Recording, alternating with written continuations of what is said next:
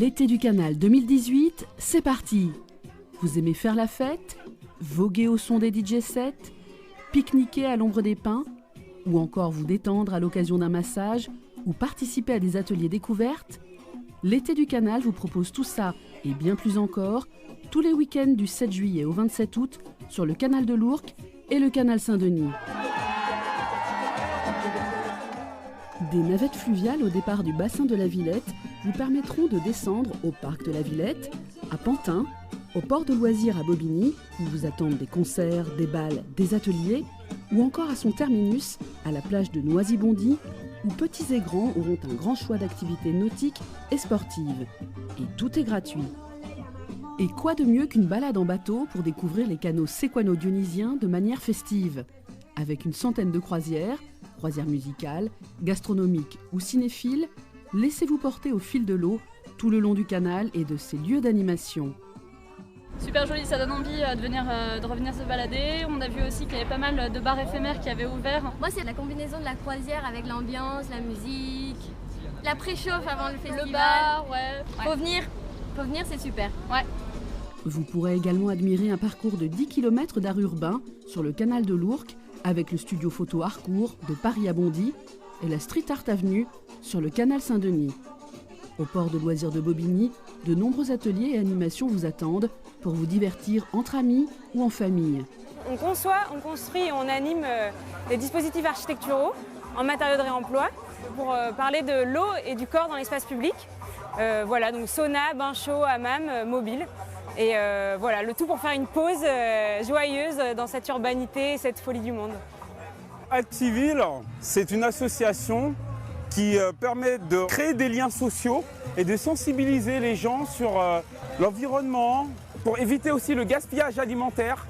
Pendant l'été du canal, on va proposer des activités sportives un dimanche sur deux à toute personne de 7 ans jusqu'à 75 ans et plus. Pour inaugurer la 11e édition de l'été du canal, le week-end du 7 et du 8 juillet, c'est le collectif Souk Machine et son canal Souk qui ont mis l'ambiance sur l'eau et au port de loisirs de Bobigny. Dans la base, on est organisateur d'événements et on a organisé beaucoup d'événements dans des lieux atypiques qui mélangeaient plein de formes artistiques différentes, musique, danse, vidéo, théâtre, tout ça. L'idée, c'était de réanimer des lieux un peu vacants et d'en faire des lieux de convivialité, des lieux d'échange, des lieux de partage. On développe plein d'activités, plein d'actions territoriales ou métropolitaines, des projets qui ont un peu du sens.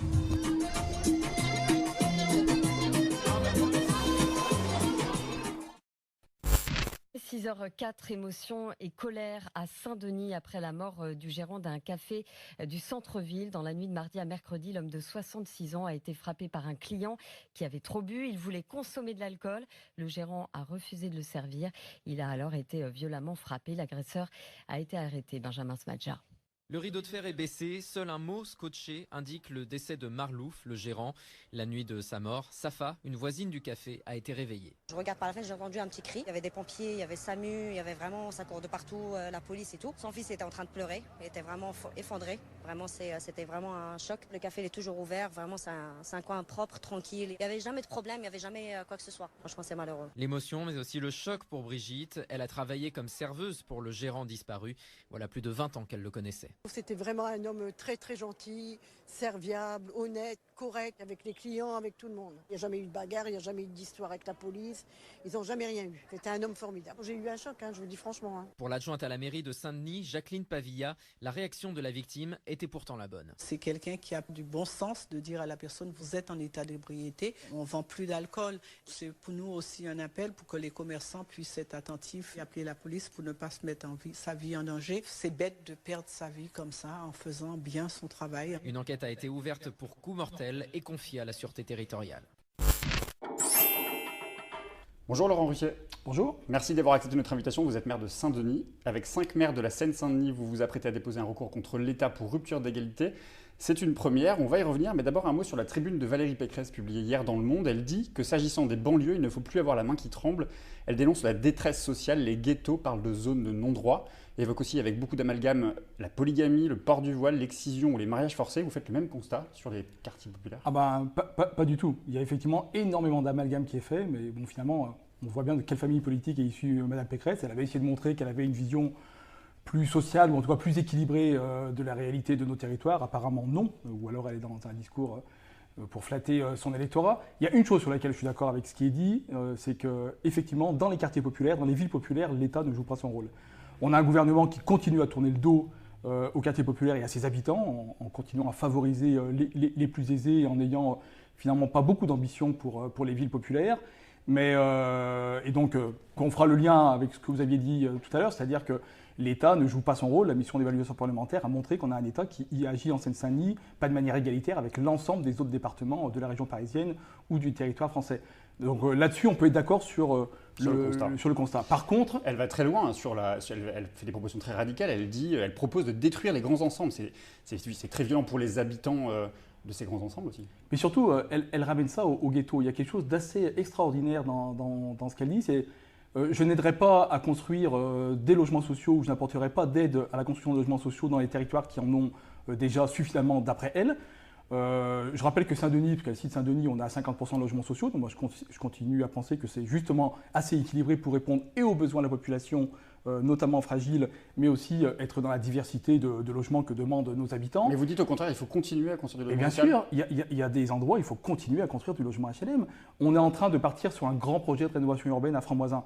À Franc-Moisin, il va y avoir des démolitions, donc on n'est pas du tout opposé aux démolitions quand celles-ci se justifient d'un point de vue dysfonctionnement urbain et quand celle-ci est travaillée avec les habitants. Mais si on veut pouvoir arriver à ce projet, il faut qu'on soit capable de reconstituer du logement HLM, du logement social sur le site et bien sûr amener la diversité. Le plus grand des ghettos, il est où? Et j'aimerais entendre un mot de Valérie Pécresse là-dessus, sauf qu'elle ne dit rien. C'est les maires de droite, c'est ceux qui sont dans les égoïsmes locaux et qui, eux, ne sont en rien contrariés dans le fait de ne construire aucun logement HLM, ou quand ils en construisent, c'est ce qu'on appelle les logements intermédiaires, ce pseudo-logement social qui ne répond pas à la demande des habitants. Et puis, dernier point quand même, sa tribune, elle sort 2 jours après ou 3 jours après que les 10 000 € du mètre carré ont été franchis à Paris. Et avec l'effet contagieux qu'on a sur l'ensemble de la région parisienne. Au moment où on fait le constat que cette métropole devient de plus en plus ségrégative, exclut tous ceux qui ne vivent que de leur travail. Et la réponse de Valérie Pécresse, ça va être de dire on arrête de faire du logement HLM. J'aimerais qu'elle ait une vision de la région parisienne en termes de ghetto qui soit beaucoup plus équilibrée, parce qu'il faut un moment ou un autre que ses amis de droite, que son électorat accepte justement d'avoir une métropole qui est inclusive, où tout le monde continue à trouver sa place. En tout cas, moi, c'est ce que je continuerai à porter pour la métropole parisienne et pour Saint-Denis. Cette image des quartiers que par Valérie Pécresse contraste avec celle évoquée dans le film de Grand Corps Malade, La vie scolaire, qui se déroule aussi à Saint-Denis. Le film est un vrai succès avec bientôt près d'1 million d'entrées. Qu'est-ce que ça dit? Qu'est-ce que ce film dit de la jeunesse des quartiers populaires, mais aussi de la communauté éducative dans ces quartiers? Ce qui est important, et je pense que c'est pour ça aussi que ce film rencontre un succès, c'est non seulement c'est forcément touchant pour le maire de Saint-Denis d'avoir un film qui se passe à Saint-Denis, c'est aussi parce que Grand Corps Malade, Fabien Marceau a fait confiance aux habitants de nos territoires, qui sont, on le voit, de formidables acteurs, pour certains professionnels, pour d'autres qui ne le sont pas du tout. Et puis surtout, c'est montrer, là aussi, la réalité beaucoup plus complexe, beaucoup plus fine de la réalité de nos quartiers, avec des vrais problèmes de décrochage scolaire, et le film ne masque en rien le fait qu'on a effectivement des problèmes profonds de décrochage scolaire, ou des enfants qui ne croient pas beaucoup à la promesse républicaine de l'école, et à l'inverse, des enseignants, une communauté éducative, des enfants, des parents qui n'ont qu'une envie, c'est que leurs gamins, leurs enfants réussissent aussi bien ici qu'ailleurs. Et donc je trouve que justement, avec bien sûr tout ce qu'il y a, l'humour et la façon de tourner de Grand Corps Malade, mais tout ce qu'il y a justement de nuancé. Contrairement à l'inverse, on en fait le constat de la tribune de Valérie Pécresse qui n'a aucune nuance. Quand on n'est pas dans la nuance, c'est que peut-être qu'on n'a pas exactement compris ce que c'était la complexité de la région parisienne.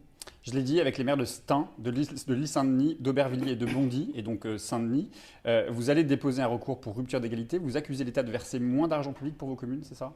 Mais c'est une réalité. C'est une réalité que les dotations globales de fonctionnement, cet argent qui est versé par l'État à l'ensemble des collectivités pour remplir les missions que les villes font à la place de l'État, on n'a pas la même chose ici qu'ailleurs. C'est vrai aussi sur les grandes politiques régaliennes. Quand on continue à avoir moins de policiers en Seine-Saint-Denis, il y a des chiffres qui ont été donnés, un policier pour 400 habitants à Stein, alors que c'est un policier pour 300 et quelques dans le 18e arrondissement, alors que les faits de délinquance sont plus nombreux ici. Sur la justice, elle a deux vocations. Bien sûr, la vocation de punir et d'aller au bout des faits délictueux, mais elle a aussi la vocation de protéger dans toute la justice du quotidien dont on a besoin. Et c'est inadmissible qu'ici, ça prenne 4, 5, 6, 7 fois plus longtemps qu'en Seine-Saint-Denis. De la même manière que sur la délinquance, si on veut pouvoir mettre à mal les trafics de stupéfiants qui effectivement minent la promesse républicaine est insupportable pour nos habitants. Il faut qu'on ait une justice qui soit en capacité de traiter l'ensemble de ces délinquances et que par manque de magistrats ou de greffiers, il n'y ait pas une partie de ce qui est appelé gentiment la petite délinquance, enfin celle qui pour les habitants revient au même, qui ne soit pas traitée parce qu'il n'y aurait pas les mêmes moyens. Et puis surtout les moyens d'éducation et de santé. Parce que ça, c'est fondamental. Jean-Michel Blanquer dit au contraire que les moyens sont renforcés dans les quartiers. Oui, mais ça, c'est toujours... Mais pourquoi, dans ce cas-là, quand il y a des députés qui font une mission et qui montrent carte sur table que de manière objective, on n'a pas les mêmes moyens, on a toujours un ministre qui va dire si vous saviez tous les efforts qu'on fait pour la Seine-Saint-Denis, c'est assez insupportable pour les élus, c'est encore plus insupportable pour les habitants d'avoir l'impression qu'on est dans une aumône ou qu'on ne traite que des pleureurs.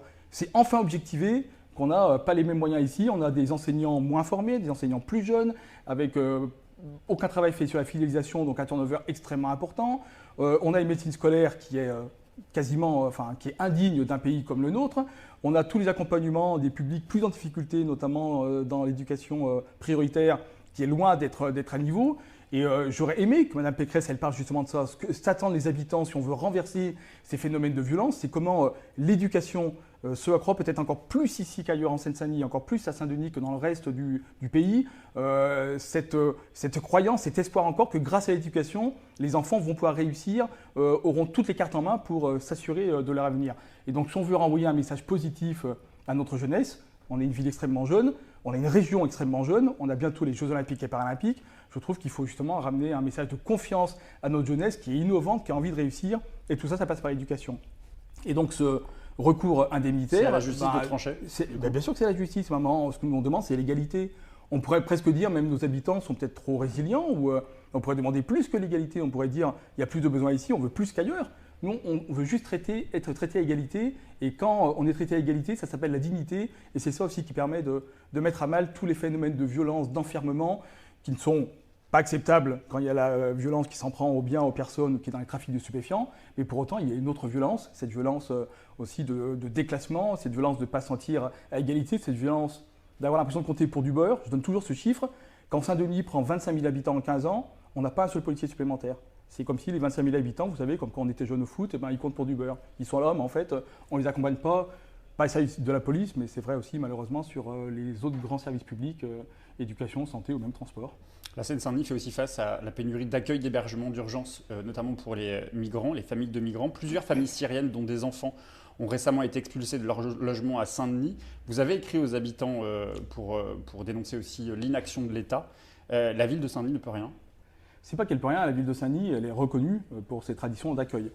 La ville de Saint-Denis, c'est par exemple, lorsqu'il y a eu des mises à l'abri sur les migrants qui sont nombreux à Porte de la Chapelle ou sur la Plaine, sur l'avenue Wilson, elle est la ville qui a le plus mis à disposition de l'État pour les mises à l'abri. Entre un gymnase réquisitionné, entre enceinte de vacances dans le Vadoise qui appartient à la ville de Saint-Denis. Donc dire que la ville de Saint-Denis ne peut rien, c'est totalement, j'allais dire, à côté de la plaque, parce qu'au contraire, on fait beaucoup. Mais après, il ne faut pas renverser les rôles. Si nous, on dit que c'est le rôle de l'État d'assurer l'hébergement, si c'est le rôle de l'État d'assurer un bon accueil des migrants, parce que le constat qu'on fait, c'est qu'il n'y a pas de politique d'accueil ou une mauvaise politique de l'accueil. Et on ne peut pas avoir les doubles discours, faire des leçons à Salvini en Italie, et puis d'un autre côté, être pas capable de gérer la situation, d'aller une petite dizaine de milliers sur une région de 11 millions d'habitants, une petite dizaine de milliers de migrants qui ne demandent qu'à vivre au moins dignement et que leur situation soit bien traitée. Et puis, le constat, je le redis, c'est pas qu'on manque d'hébergement d'urgence. La Seine-Saint-Denis est le département qui a le plus de systèmes d'urgence. Nous, Saint-Denis, on est 2 fois plus élevé que la moyenne régionale en capacité d'hébergement d'urgence. Le seul problème, c'est que les possibilités sont totalement saturées. Parce qu'en partie, il y a tellement un déficit à Paris, dans les Hauts-de-Seine et dans d'autres départements, que beaucoup d'habitants de ces départements-là trouvent refuge dans les systèmes d'hébergement du département. Donc là aussi, il en va de même que je disais sur le logement HLM, le jour où la métropole, qui a une vision, qui essaie d'avancer sur ce sujet, mais malheureusement les égoïsmes locaux font que ce n'est pas facile. Mais le jour où on aura autant d'hébergements d'urgence dans les autres départements qu'on a en Seine-Saint-Denis et notamment à Saint-Denis, la question se posera avec beaucoup moins d'acuité. Donc moi je serai toujours aux côtés des plus fragiles, mais ne renversons pas les rôles.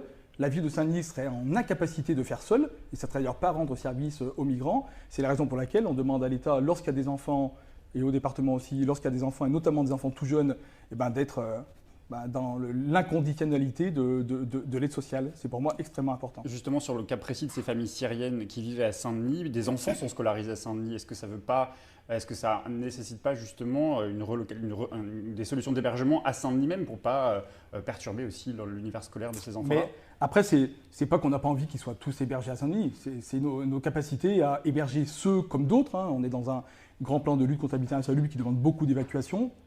C'est notre capacité à pouvoir héberger tous ceux qui, effectivement, dont les enfants sont scolarisés. On a une attention plus forte par rapport à eux. Je rappelle que dans l'épisode, parce que l'épisode de la rue Raspail des Syriens, ça remonte à il y a 1 an, où des enfants voulaient être scolarisés, on les avait accompagnés dans la scolarisation et on avait évité une première évacuation.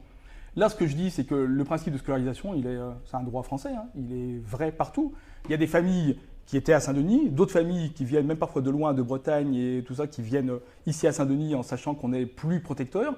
Mais ces familles n'étaient pas forcément leurs enfants scolarisés ici. Donc moi, je ne veux pas faire la langue de bois ou faire des fausses promesses. On n'est pas en capacité d'héberger tout le monde sur Saint-Denis. Et qu'est-ce que vous répondez à ceux qui, dans votre majorité d'ailleurs, vous disent vous pouvez réquisitionner des bâtiments qui sont aujourd'hui des espaces non occupés? Mais ça se travaille. Déjà, j'aimerais bien qu'ils me disent quels espaces ils estiment non occupés, parce que des réquisitions, il y en a eu. On a un immeuble, je rappelle, à la Poste 8 mai 45, la Poste centrale, on a un immeuble à côté qui était un ancien foyer pour un postier qui a été réquisitionné, sur lequel là, effectivement, comme il n'y avait aucun projet, on a accompagné des familles qui sont d'ailleurs toujours, pour certaines, à l'intérieur de ce foyer. Donc la réquisition, ça peut être une arme lorsqu'il y a effectivement un bâtiment où notoirement il est connu qu'il n'y a aucun projet dessus. Mais pour l'instant, je n'ai eu aucune proposition, y compris des membres de ma majorité, pour dire quel local on pourrait réquisitionner. Et puis, moi je le redis, dans une politique qui doit rassembler l'ensemble des Dionysiennes et des Dionysiens, je n'ai pas envie de mettre en opposition certaines personnes qui sont aussi à la rue, aussi en difficulté, et qui demandent elles aussi à être accompagnées, et la situation des familles syriennes qu'il faut traiter avec la plus grande attention. Mais si on lâche par rapport à l'État ici, même pour ces 15 ou 17 familles, c'est-à-dire que finalement, ne venons pas ensuite réclamer qu'il y a un vrai plan d'urgence pour la dizaine de milliers qui sont entre la porte de Clignancourt, porte de la Chapelle, la Plaine et tout ça. Il faut qu'on tienne un vrai discours ferme par rapport à l'État, mais aussi ferme sur le principe de dire trouver des solutions d'hébergement sur l'ensemble du département. Eh ben, trouvons-les sur l'ensemble du département. On ne peut pas demander à une seule ville de faire seule, sinon on ira forcément à l'échec. Et moi, je n'ai pas envie qu'on échoue parce que derrière, il y a effectivement des familles et des enfants qui sont en souffrance. Dans quelques mois, il y a les élections municipales. Vous êtes candidat à un nouveau mandat. Votre adjoint au sport est aussi sur les rangs pour la France Insoumise, ou en tout cas sur une liste citoyenne. Il y a Mathieu Hanotin pour le Parti Socialiste. On parle d'une autre liste de gauche dissidente. Qu'est-ce que vous dites? Que le meilleur gagne, ou vous ferez tout pour vous mettre d'accord sur une liste commune? Ah bah forcément la deuxième, on va tout faire pour se mettre d'accord. Enfin, je trouve qu'il y a, au moment qu'il y a des urgences tellement importantes, on voit bien que justement, avec l'ensemble de ma majorité, dont beaucoup de membres ont envie de tenter cette aventure, d'y aller séparément. On est à une croisée des chemins. Saint-Denis a des enjeux extraordinaires devant soi, à la fois des vraies opportunités, les Jeux Olympiques, Grand Paris Express, mais aussi, avec le prix de l'immobilier dont j'ai parlé tout à l'heure, des vrais risques d'éviction d'une part de la population.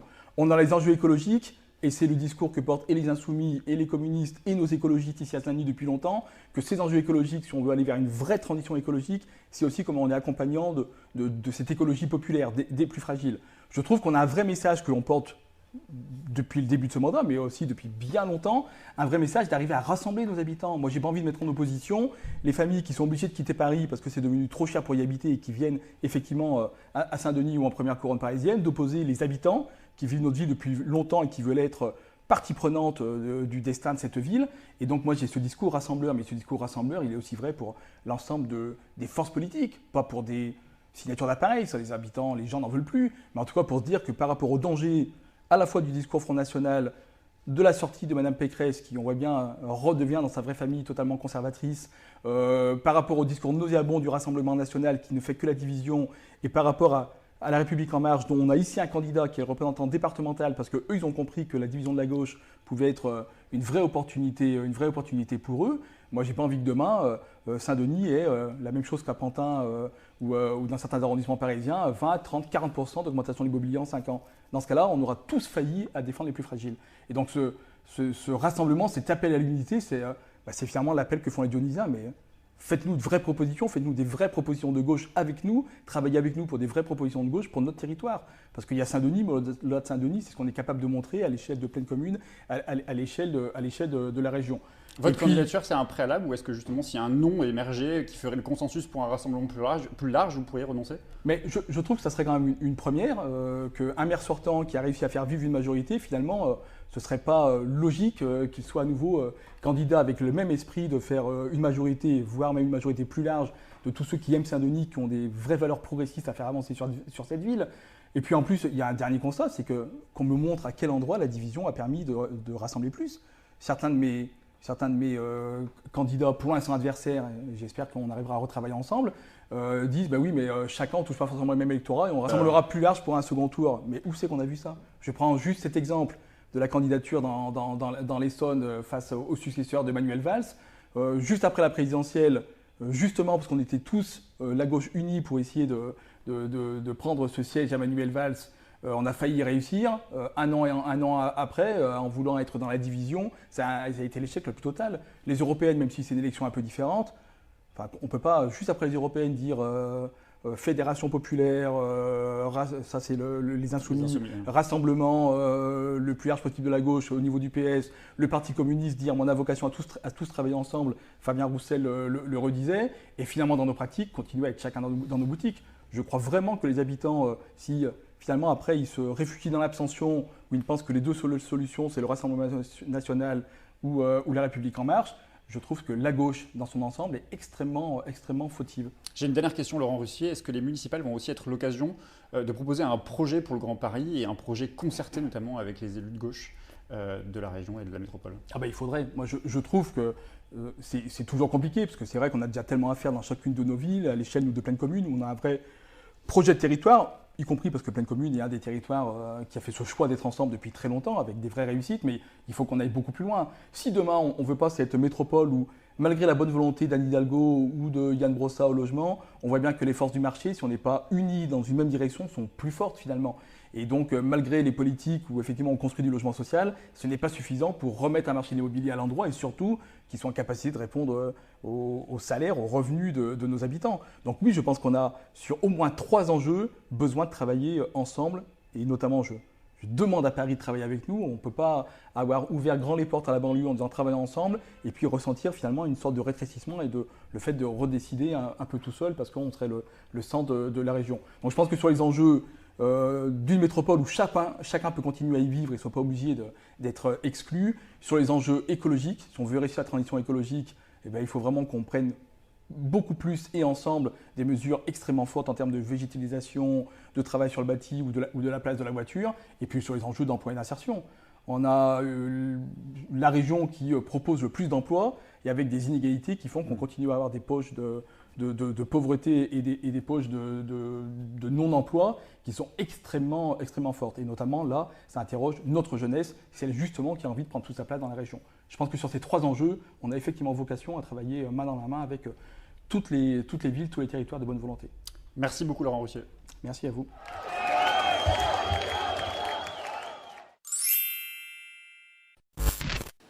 Tout autre chose à présent, c'est un phénomène que l'on observe un peu partout en Ile-de-France, le retour à la terre. Tous les départements s'y mettent, y compris la Seine-Saint-Denis. Gaël Daringos et Mathieu Caillou sont allés à la rencontre de celles et ceux qui font revivre les cultures. Regardez. Au cœur du béton, voici 4 hectares de culture et d'élevage. Les fermes de Galie ont ouvert cet espace à Saint-Denis il y a 1 an.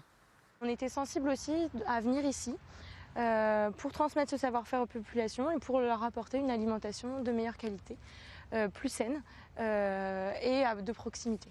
Jeanne Crombé a pris la succession de René Kersanté, dernier héritier à l'époque d'une longue tradition familiale.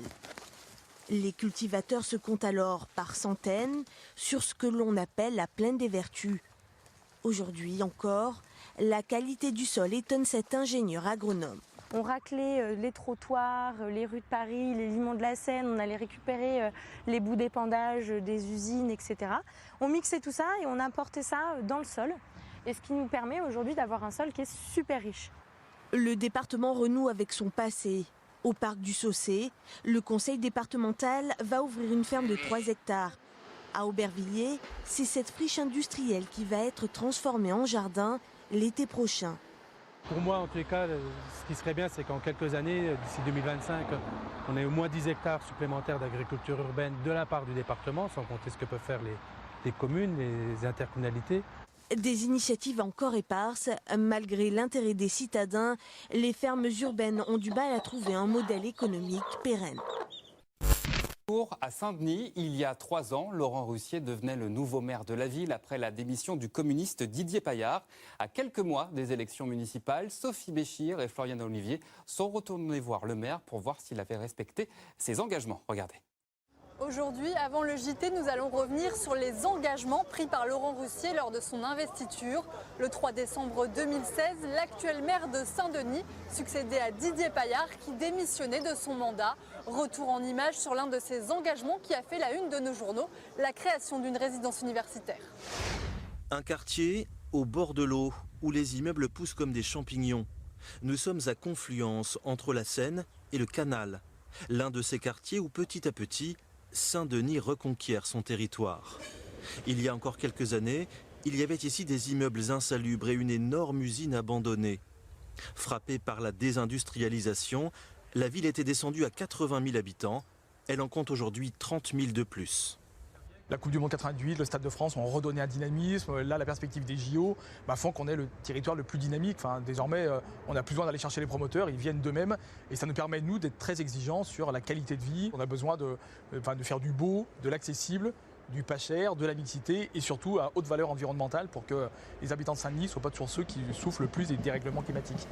La ville inaugure à tour de bras ses nouveaux immeubles. Logements privés, logements sociaux, bureaux. Et cette fois-ci, cette résidence étudiante, dernier cri. Étudiante à Saint-Denis, Solène vient d'y emménager après avoir vécu 3 ans loin de sa fac. C'est vrai que c'est une vraie chance, je suis pas loin de ma fac et en même temps j'ai la possibilité d'être dans un logement où je suis pas toute seule. Donc j'ai à la fois mes moments d'intimité et en même temps des moments vraiment de partage avec plein de monde, ce qui est très agréable.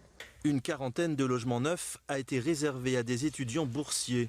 19 mètres carrés pour 426 €, c'est pratiquement 2 fois moins cher que dans la capitale. Une aubaine pour les étudiants. Là, dans cette résidence, alors qu'il y a 164 chambres, il y a eu plus de 1000 demandes. Donc ça vous montre à quel point il y a un besoin de logement pour avoir de bonnes conditions d'études. Les nouveaux habitants attendent ici les commerces et les travaux de la gare qui devraient commencer en 2019. La lutte contre l'habitat insalubre des quartiers voisins prendra sans doute un peu plus de temps. Nous sommes à Saint-Denis et pour faire le bilan des 3 ans de mandat du maire de la ville, nous le retrouvons. Alors lorsque vous avez remplacé Didier Paillard, vous avez fait de la jeunesse votre priorité. Pourquoi ce choix ? Parce qu'on est parmi les villes d'Île-de-France et parmi les grandes villes, on est la plus jeune. Et donc ça paraît déjà naturel d'accompagner la jeunesse. Et puis on le voit sur Saint-Denis, dans cette ville qui bouillonne et qui est innovante, et c'est souvent porté par les jeunes. Je pense que l'Île-de-France de demain, la France de demain, elle est déjà ici à Saint-Denis. En juin 2018, donc, votre adjoint à la sécurité publique dénonçait une charge de travail pesante pour les policiers et une rémunération insuffisante. Où en est-on aujourd'hui ? Et aujourd'hui, je suis fier de pouvoir annoncer qu'on a 62 policiers municipaux et qu'on a même recruté des gardes de l'espace public qui sont appelés à devenir policiers municipaux et qui, pour l'instant, sur le parvis de la gare, sur la rue des Républiques, justement, luttent contre les ventes à la sauvette ou l'irrespect de l'espace public. En 3 ans de mandat, est-ce que vous avez eu le temps d'atteindre tous les objectifs que vous vous étiez fixés ? On vient de sortir un bilan de mandat où 80% des engagements ont été tenus ou sont en passe de l'être. Je te donnais l'exemple du conservatoire, enfin un vrai grand conservatoire pour l'ensemble de nos habitants. Et le terrain a été trouvé, le financement est acté. Donc vous avez décidé d'être candidat pour les municipales de 2020. Quel sera l'enjeu majeur de ces prochaines élections ? Nous avons d'énormes opportunités sur Saint-Denis. Les Jeux Olympiques et Paralympiques, Grand Paris Express, cette nouvelle mobilité pour nos habitants, la rénovation de nos quartiers, le dynamisme du centre-ville et de la ville. Je veux que les habitants participent de cette dynamique. Quel bilan vous tirez du mandat de Laurent Russier qui est arrivé il y a 3 ans ? Franchement, il fait de son mieux. J'attends des prochaines municipales un positionnement assez clair sur les JO en fait, et sur le Grand Paris aussi. Parmi les opposants à Laurent Russier, Wary Guerma, candidat UDI, il a lui aussi décidé de se présenter aux prochaines élections municipales. Alors quel bilan tirez-vous du mandat de Laurent Russier ? Le bilan de M. Russier est catastrophique. L'insécurité est galopante. Juste derrière moi, on a eu un cafetier qui s'est fait assassiné il y a 1 semaine, on a eu un coup de couteau il y a 3 jours. La ville, elle est très sale, ils n'arrivent pas à régler le problème de la propreté. Dans votre programme, vous proposez la gratuité de la cantine et des études du soir. La jeunesse, finalement, c'est un peu ce qui vous rapproche de Laurent Russier ? Oui, ça me rapproche dans les propositions. Malheureusement, en 3 ans de mandat, il n'a rien fait pour la jeunesse. Moi, ce que je propose pour la jeunesse, c'est instaurer, entre autres, l'étude gratuite. Parce qu'on constate que beaucoup de jeunes, d'enfants, 4 heures sont livrés à eux-mêmes. Quelle sera votre priorité si vous êtes élu maire? Il faut que ça devienne une ville normale. Pour que ça devienne une ville normale, il faut une tolérance zéro. C'est-à-dire sanctionner les commerçants indélicats, sanctionner les groupes alcoolisés. Il faut des sanctions financières. Il faut des sanctions et il faut arrêter de dire on est à Saint-Denis, tout est permis. Non, ça sera terminé avec moi. Merci Warig Yerma. Alors d'ici à 2024, Saint-Denis va se préparer et accueillir les Jeux Olympiques, un enjeu de taille pour la ville qui espère des retombées économiques sur le long terme, à l'image du Stade de France.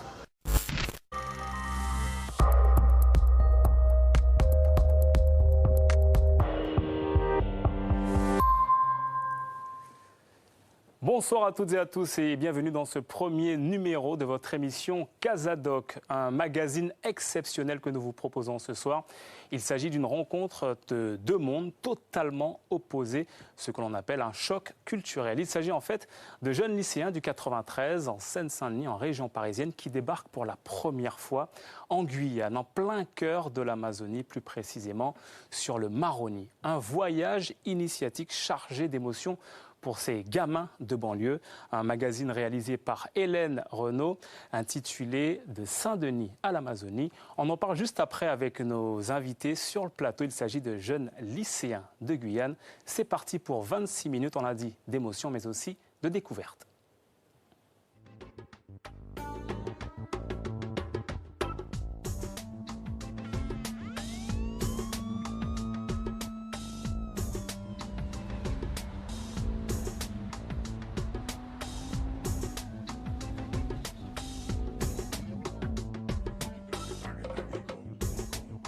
Younes, Nawel, Yacine, Samé, Philippe, Tommy, Eloucine, Kaina, Daphné.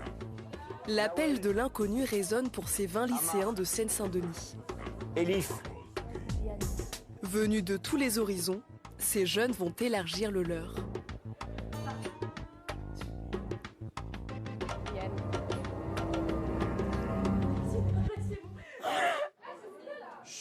La Guyane, vous pouvez prendre des notes quand même, parce que voilà. La Guyane, c'est un département français, donc vous savez, hein. Le PIB par habitant de la Guyane, c'est 13 000 € par an. Eh ouais, ça fait à peine le SMIC, hein, par mois. Donc vous voyez que les territoires d'outre-mer, c'est quand même au niveau du développement, hein, c'est quand même pas au niveau de la métropole. Puisque vous voyez que là, le PIB, c'est quand même la moitié du PIB français. Alors que les Guyanais sont aussi français, hein, tout simplement. La théorie va bientôt céder la place à l'aventure. Ces lycéens vont s'envoler pour la Guyane, à plus de 7000 km de chez eux. Je pense qu'on va vivre un moment intéressant. Le côté Guyane traditionnel, le long du fleuve, avec les communautés indigènes. Donc là, vous allez être mis en contact avec ce qu'on appelle l'extrême étrangeté. Vous allez voir des gens qui vivent au plus près de la nature. Ce n'est pas la forêt de Fontainebleau. Donc normalement, rendez-vous demain à 10h. Orly Sud. Sud. Depuis 10 ans, Jean-Pierre Aurière embarque ses élèves aux 4 coins du monde. Le but, c'est d'élargir l'horizon. Ouais. D'élargir leur horizon, d'élargir leur regard, et puis de leur donner des clés pour comprendre le monde dans lequel ils vivent. Des clés pour peut-être inventer d'autres vies que des vies qui seraient toutes tracées. Parce que tout d'un coup, il y a un chemin qui s'ouvre, un chemin vers le monde, et qui peuvent se dire, tiens, mais peut-être que là, je peux aller explorer là et trouver des opportunités. Donc le voyage, c'est aussi ça.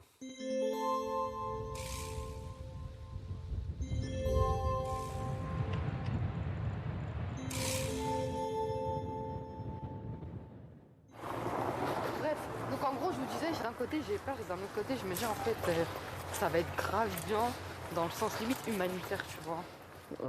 Ouais, genre, tu sais, quand tu pars dans un endroit où tu vois que genre, les gens ils ont 10 fois moins que toi ce que t'as. Ouais, c'est vrai, non, ça c'est vrai.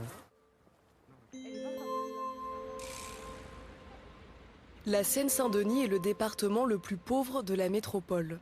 C'est le port d'attache de Yacine. Les tours l'ont vu naître et grandir pendant 17 ans. Je peux y aller avec toi et on commence par mettre Inès dedans. Ah oui, bah oui, c'est Allez. On va laisser Yacine préparer son sac tranquillement. C'est la toute première fois que Yacine part aussi loin, sans sa famille. Je stresse pas, mais bon, Il y a un peu d'appréhension. Celui-là aussi. On va les rouler comme ça en tacos, ou je sais pas. Pour les rentrer, pour pas que ça prenne trop de place. Bon, après, je voudrais bien ramener aussi Inès, parce que là, depuis tout à l'heure, elle me dit je veux venir avec toi, ou bien ma mère aussi. Mais bon. Et moi, ça leur permettrait de voyager aussi. Et de partager un peu ma chance. Donc voilà, on prépare le tacos. Viens, regarde. Le mal de ventre, au cas où. Alors, de Doliprane, ça peut toujours servir. C'est un peu trop, là. Quoi, je vais faire la guerre ou quoi? Non, mais vraiment. C'est comme si, non, on sait jamais, il faut ben non. prévoir. Je suis stressée, grave stressée. Est-ce qu'il va tenir ou pas? Hein? Non, mais je pense que ça va bien le faire.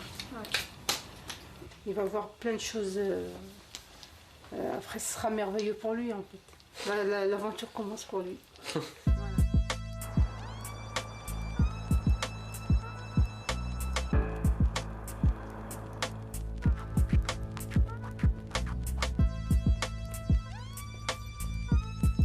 Maman, vite là!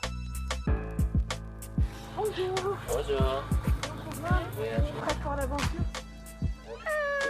Pas trop, je stresse, j'ai peur d'avoir oublié quelque chose.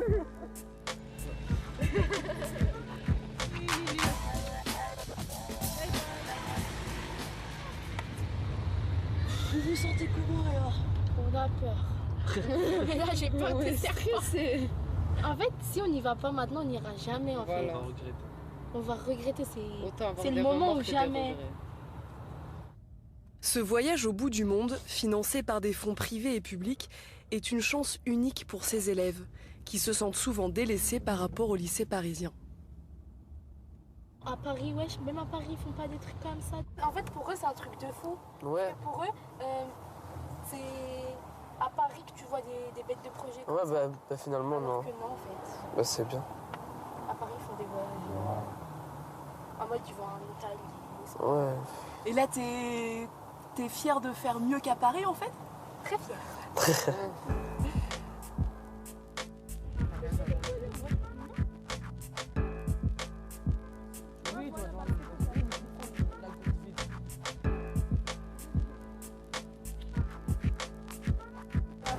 Tu n'es pas là? Lève la main.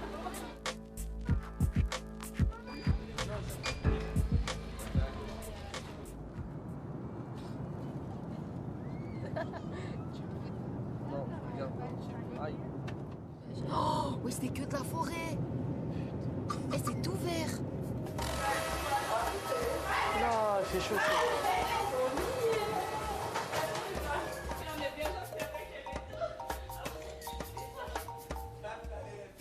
J'ai l'impression que je suis arrivée au bled.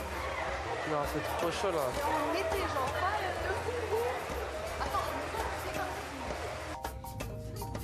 Ils mettent des flocons là, T'as vu, c'est stylé. mec, ça fait penser au Maroc. Les maisons. Ouais, voilà, c'est ça.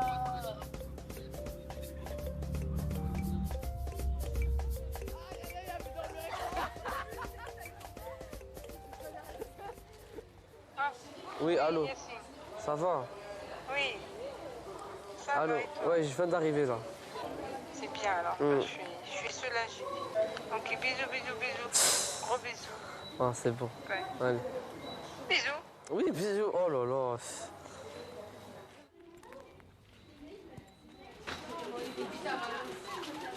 Tommy, on y va, je ramasse le portable. Ça suffit les selfies. Obrigado. Merci. Merci. Vous les avez éteints parce que là pendant 4 jours on n'est pas là. Ah ça y est? Merci. Vivre l'aventure pleinement et non plus derrière un écran, les adolescents coupent le cordon du téléphone jusqu'à la fin du voyage pour s'immerger dans ce nouveau monde. Pendant 4 jours, les lycéens vont remonter le Maroni, immense fleuve frontière entre la Guyane et le Suriname. Oh mais non, il est trop beau. Seke, un piroguier né au bord du Maroni, et son paresseux Oli vont les guider pendant toute la traversée. Il faut sortir les kawaii. Parce qu'on va avoir la pluie dans quelques minutes, je pense. Non, c'est pas moi. Oh, il y a un gilet jaune.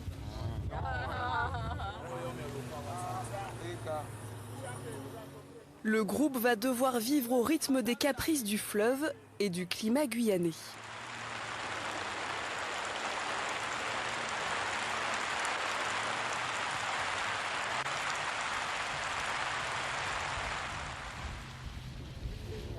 Les gens qui vivent ici, les enfants, les matins, ils prennent la pirogue pour aller à l'école à Patou.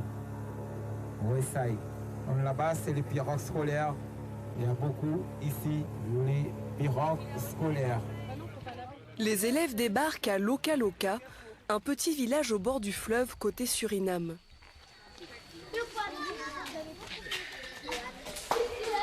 Dans cette ancienne colonie néerlandaise, les adolescents vont connaître leur premier choc culturel.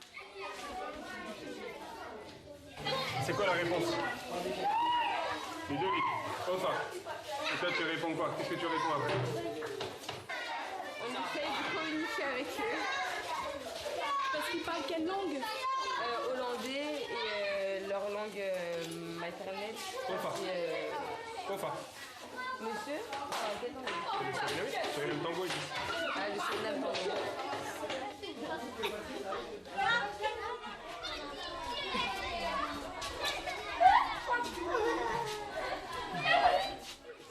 C'est émouvant.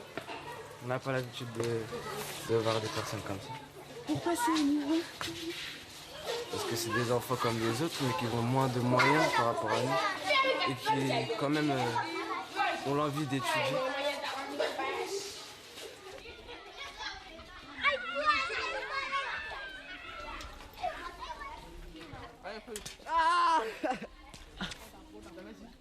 Les lycéens vont vite découvrir que le long du fleuve, le manque de moyens ne concerne pas que les écoles. La pauvreté pousse certains habitants à se lancer dans des activités parfois illégales. Construire une barge d'empailleur, une grande barge d'empailleur ici. Ah, c'est un camp militaire. Ah, c'est contre les orpailleurs. Non, viens, on va leur parler. Ben oui. Je veux savoir, c'est quoi votre mission? Vous faites quoi ici en Guyane? Bah, mission empaillage. Vous avez interpellé des empailleurs? Oui, vous en voyez souvent? Assez, il y en a beaucoup. Après, c'est juste des gens qui sont pauvres, qui essaient de chercher de l'argent. Parce qu'il y en a, ils sont armés aussi. Ouais. Vous n'avez pas le droit de trop parler. Hein. Non. Ouais. Merci, grand militaire. L'orpaillage, c'est quelque chose d'illégal, de nouveau qu'on n'a pas en France et on ne sait pas comment ils luttent contre.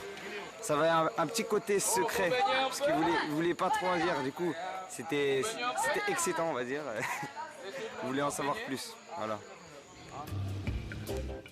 Après toutes ces émotions, la fatigue commence à se faire sentir.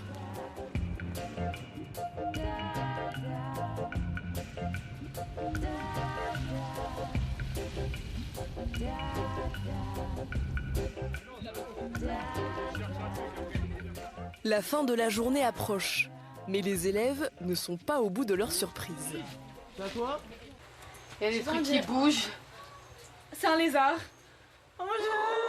Oh non! Moi je dors pas avec ça, moi. C'est mort. Attends.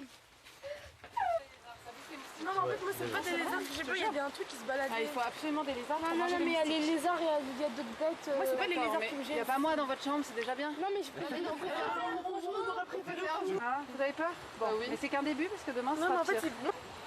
On est au bout de notre vie là. J'ai l'impression que je suis dans Koh Lanta. Non, mais Koh Lanta, c'est pire encore. Hein. Ils ont pas de maison.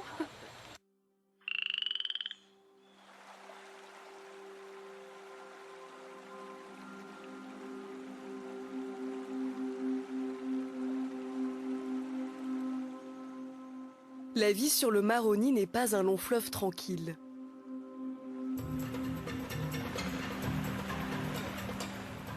Le lendemain, les jeunes aventuriers doivent affronter les sauts, des rapides très dangereux pour les piroguiers.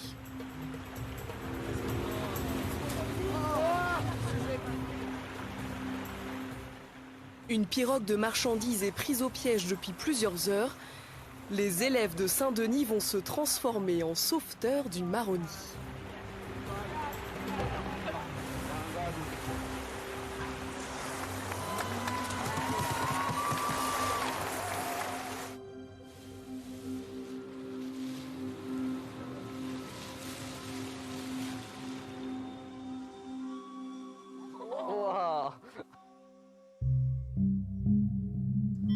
C'est la forêt, wesh. Je viens de me rendre compte que, ouais, on est dans la forêt amazonienne, la grande forêt. Ouais, on sent vraiment comme des aventuriers. Loin, très loin de la jungle urbaine, les lycéens de Saint-Denis explorent la forêt équatoriale qui recouvre presque tout le territoire guyanais. Avant, toutes les maisons ici sur le fleuve, on les construit les toits avec cette feuille. Et ici, il s'appelle les palmiers poubelles.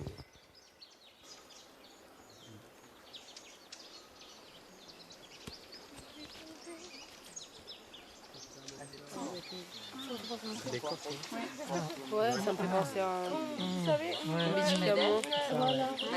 Ça a l'odeur d'un médicament. Au contact de cette nature jusqu'alors totalement étrangère, les sens et les consciences s'éveillent. Quand on est à Paris ou dans la métropole même, on n'a pas forcément conscience de toutes les espèces qui vivent grâce à la forêt amazonienne. Chaque chose qu'on fait, ça a une conséquence sur des animaux qui font que nous, on a du dioxygène, qu'on peut respirer, qu'on peut vivre, etc. Donc ouais, faites attention à la nature.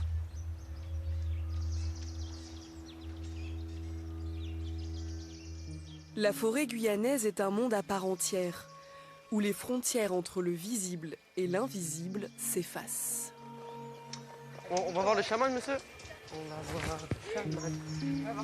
Il faut enlever les chaussures. Ah d'accord. Enlevez les chaussures, après pas au milieu de la roche, comme ça. Papagais. Ton nom? Amar. Papagais. Oui. Papagais. Jean-Pierre. Okay. Alassane est bon? Tout va bien? Très bien, tout va bien. Ok, Le chaman va demander aux esprits de la forêt de protéger le groupe jusqu'à la fin du voyage.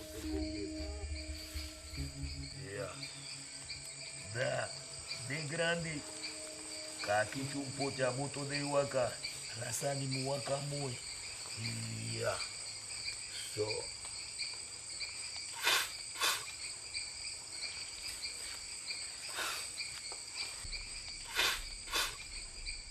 Les élèves sont troublés par ce rituel trop éloigné de leur réalité. La séance tourne court. L'ambiance était bizarre. Non, ouais, mais c'était drôle ça, l'ambiance. Ça m'a flippé, mon frère. Si tu racontes, c'était glauque. Dans Tangifiou, ça veut dire merci. Malgré les efforts du chaman, les jeunes restent hermétiques. Et la suite du voyage va continuer à bousculer leurs habitudes. Pour leur dernière nuit au bord du fleuve, ils doivent dormir comme les populations locales, dans un hamac. Ça change des lits normaux, mais bon, on va faire avec. Hein. On n'a pas le choix, du coup, on va faire avec. Les profs, ils auraient dû prendre une petite salle genre. C'est juste que je sais que là, je vais pas directement avoir envie de dormir. C'est-à-dire, je vais tourner dans mon lit et je pense à des trucs qui me font peur et à la finale, je vais pas dormir. Voilà, c'est vraiment la meilleure réaction à avoir pour avoir peur. Oui, bah, tu veux que je fasse quoi? Bref, je vais aller prendre ma douche. Ouais. On va rentrer sous la douche ensemble. Hein. Il n'y a pas de douche. Pardon? On se lave dans la rivière. Hein? Il n'y a pas de douche.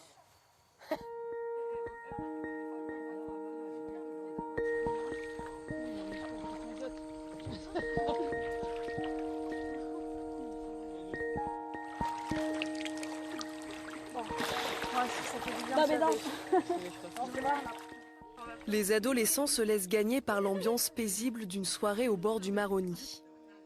Un moment hors du temps, propice à la réflexion. Eh non, mais non, c'est trop. Je te jure, quand tu vois des gens qui vivent dans ces conditions-là, et nous on est là, on vit à Paris, enfin à Paris, on vit archi bien. Là, on supporte à peine une journée. Ouais, on supporte parce qu'on sait que ça va pas durer toute une vie. Ouais, voilà. On est protégé de limite tout risque. Alors qu'eux, ils sont exposés à tout risque. Là, ça montre surtout qu'il y a des inégalités, malgré tout ce qu'on peut dire, même à Paris. C'est tout. Bah, on est en France, c'est ça le problème. Bah oui, c'est ça. Ouais, mais c'est encore pire. Ouais, bah oui, c'est ça le problème. Je me rappelle, quand on est arrivé dans un endroit, il y a quelqu'un qui nous a dit ça va les Français? Vous allez bien? Alors que, ouais, vous allez bien.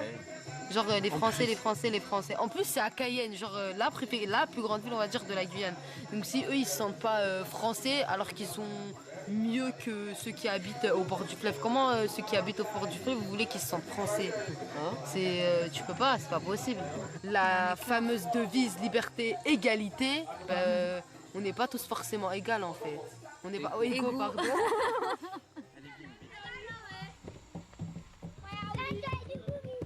À la faveur de la nuit, les barrières vont pourtant tomber.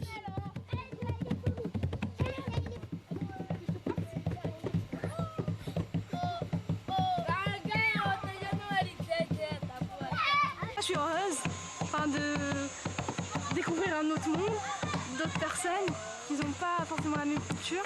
Et je suis heureuse, je sais pas.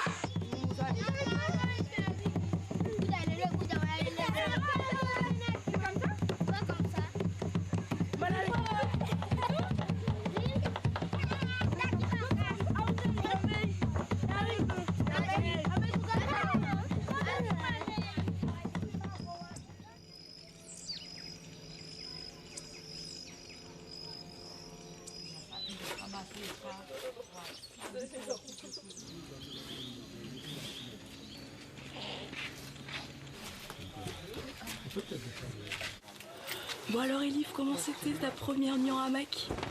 Franchement, c'était trop bien. Vu qu'il y avait la moustiquaire, il n'y avait rien qui pouvait me toucher. Le soir, on était là, on se balançait. Tu sais, quand on est tout petit, on dort dans des lits de bébé, et ben c'est pareil.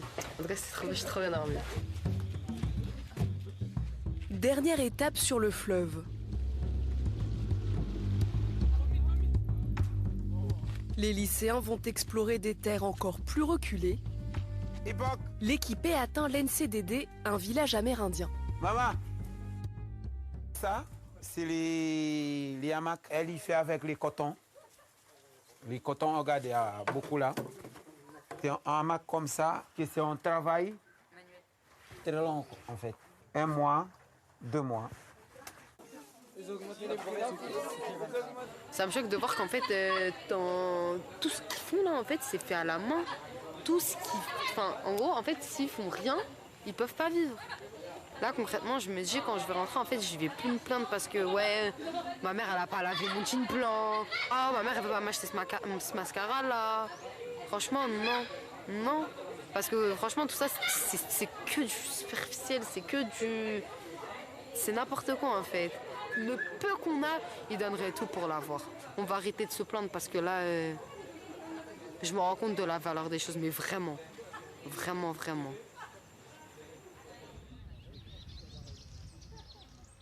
Mission accomplie pour le Maroni, le fleuve a réussi à conduire ces jeunes à l'essentiel.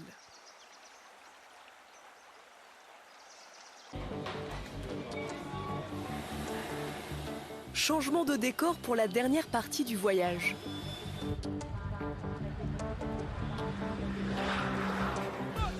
Les élèves vont découvrir la Guyane high-tech avec le centre spatial de Kourou.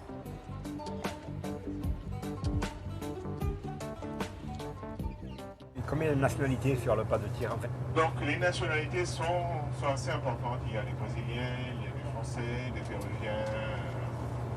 Au dernier lancement, par exemple, c'était un satellite marocain, donc il y avait des Marocains qui étaient là.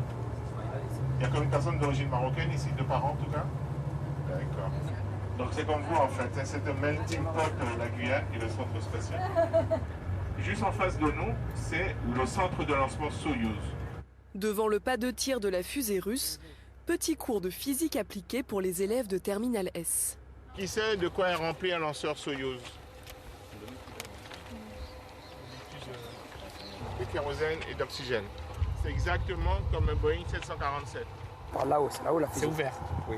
Ça va. Quand c'est ouvert, c'est ouvert. Ah voilà. Donc le feu il va sort par là. Voilà, il va sortir comme ça. Exactement. Et il y a de l'eau après. Pour refroidir. Oui, et pour ça qu'il y a de la fumée. Et là, tu mets tes merguez là, par terre, là, et tu viens les chercher après. Et les traces, il n'y en aura reste plus rien. Et ouais, voilà.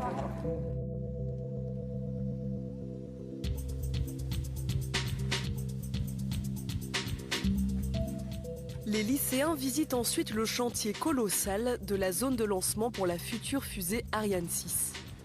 Le premier décollage est prévu en 2020.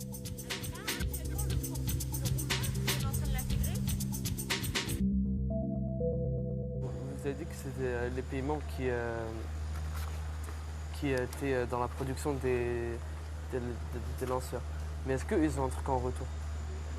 Alors, tous les États membres qui financent les programmes de l'ESA, notamment les programmes lanceurs, en contrepartie, ils obtiennent, entre guillemets, un petit bout de la fusée à produire. C'est-à-dire que la fusée que tu vois là, elle est composée de plein d'éléments. Eh bien, chacun de ces États participe à la production de la fusée. La tête dans les étoiles, les jeunes osent enfin rêver. Avant, je me suis dit, je vais faire ingénieur robotique dans la mécanique. Et ouais, du coup, je me suis dit, on peut appliquer ce métier aussi dans le domaine spatial. Pourquoi pas essayer? C'est à portée de main. Le voyage initiatique touche à sa fin. Malgré les différences qui séparent ces deux mondes, la Guyane fait l'effet d'un miroir pour ces adolescents de Saint-Denis. Le lien qu'on a vu entre jeunes de Saint-Denis et jeunes guyanais, c'est surtout le fait qu'eux, ils sont obligés de bien travailler à l'école, avoir des bonnes notes pour avoir la chance de pouvoir venir étudier en métropole. Et nous c'est la même chose. Comme nous, on a une mauvaise image dans le 9-3, on est obligé d'être limite le top du 9-3 pour arriver à Paris. Et c'est comme la Guyane. Même nous, on va dire en Seine-Saint-Denis, on a l'impression qu'on est un peu abandonné quand même.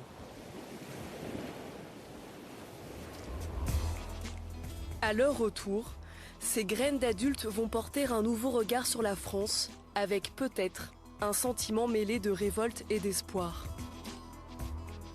Une seule certitude, ils garderont un bout de la Guyane en eux et ne seront plus jamais tout à fait les mêmes.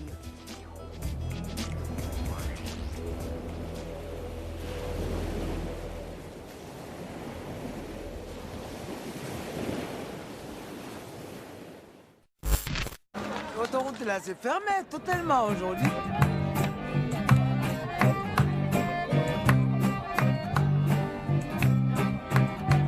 C'est vrai que c'est un événement chaleureux, c'est unique, parce que c'est vrai que le fait de bloquer l'autoroute, c'est pas tous les jours qu'on voit ça.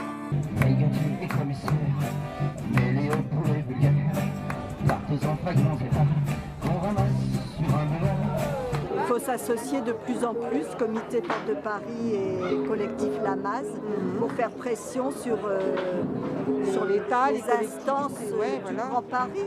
Contrairement à ce qu'on croyait, et on avait qui on avait, les tourments est profond, on peut les voir jusqu'au plafond. Dans la rue des bons enfants, il y en a bande plus enfants.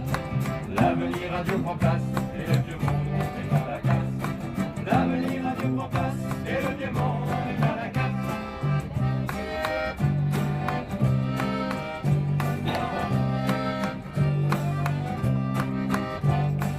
Voilà bien ce qu'il fallait.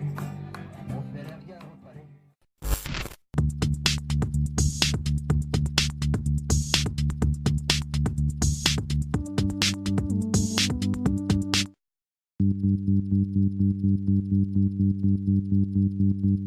Nous sommes ici à l'angle Pré-Sensé Casanova, dans le quartier du Franc-Moisin, pour le lancement de la concertation préalable pour le prolongement du tramway T8, qui pour l'instant relie Vitaneuse-Épinay à Porte de Paris, au cœur de Saint-Denis. Nous allons travailler à son prolongement Franc-Moisin, La Plaine et jusqu'à Paris. Nous avons désormais obtenu le financement des études, c'est la raison pour laquelle la concertation préalable est lancée. Maintenant, il nous faut obtenir le financement du projet dans le cadre du prochain contrat de plan État-région et un calendrier qui nous permette que dès la fin des Jeux Olympiques, le projet et les travaux commencent pour que le devenir du Franc-Moisin, de La Plaine et même pour l'ensemble des Dionysiens, ce devenir-là soit axé autour des mobilités douces. On a besoin de ce tracé et on a besoin de la 10e station ici où nous nous trouvons. On a, je le disais, la réhabilitation, la rénovation dans le cadre de la rénovation urbaine de Franc-Moisins. Et le projet du tramway T8 est essentiel pour ce prolongement. On va avoir un futur groupe scolaire qui va se construire ici, à côté de ce carrefour. On a toute la zone d'activité de Pré-Sensé. Et puis on a toute la partie Alberti-Villerienne qui est en plein développement aussi. Et donc on a un potentiel énorme ici de besoin d'avoir un vrai transport sécure, de mobilité et surtout qui nous permette de combattre efficacement les pollutions atmosphériques. Bien sûr, il y a plusieurs moyens de se mobiliser. Tout d'abord, les Dionysiennes et les Dionysiens auront reçu dans leur boîte aux lettres le journal municipal Ma Commune, dans lequel on a inséré une carte T qui permet justement de participer à la concertation préalable et que les Dionysiennes et les Dionysiens puissent donner leur avis et pourquoi pour eux ce projet est extrêmement important. En premier lieu, les habitants de la Plaine et du Franc-Moisin, mais aussi l'ensemble des habitants de Saint-Denis et du nord de Plaine Commune, puisque c'est une vraie ligne nord-sud qui traverse tout le territoire.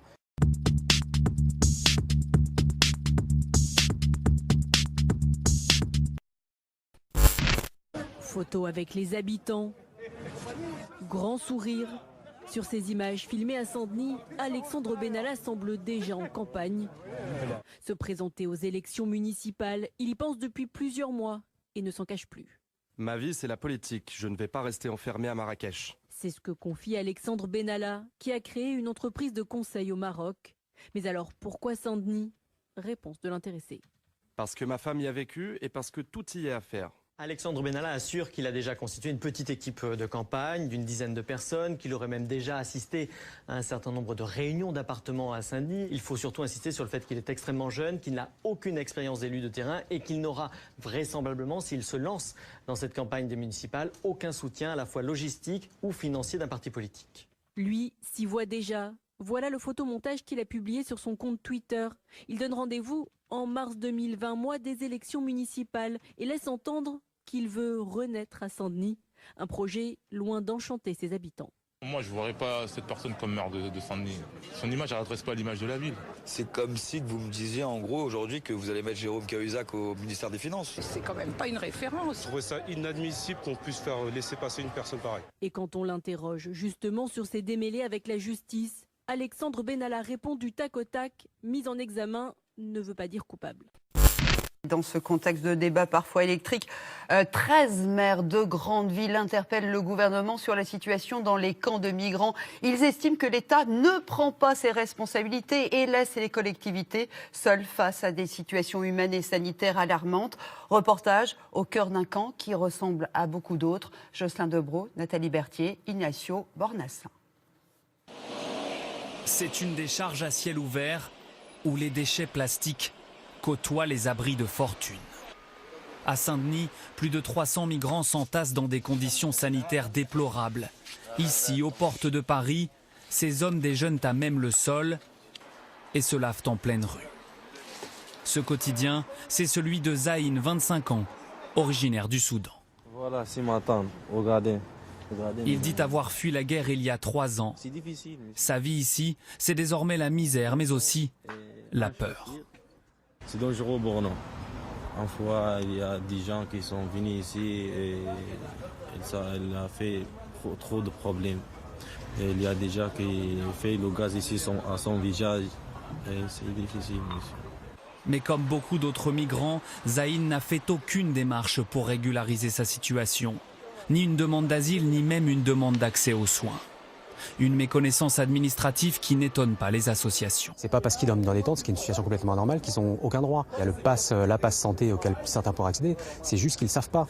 C'est juste qu'il faut des gens qui les emmènent, c'est juste qu'il faut des professionnels éventuellement qui viennent voir et qui identifient ça et qui les aident à monter les dossiers. Comme 12 autres maires de France, Laurent Russier a demandé ce matin à l'État de prendre ses responsabilités, car à Saint-Denis, la commune est débordée. On a un président de la République, comme tant d'autres auparavant, qui se sont fait élire avec cette promesse qu'en France, il n'y aurait personne à la rue, qu'on soit d'ailleurs migrant ou non migrant. Et on se retrouve avec plus de 3000 personnes sur le territoire et avec un gouvernement mais qui, je suis désolé, s'en désintéresse mais totalement. Les maires signataires de cette tribune demandent la prise en charge et le relogement immédiat de tous les migrants vivant sur la voie publique.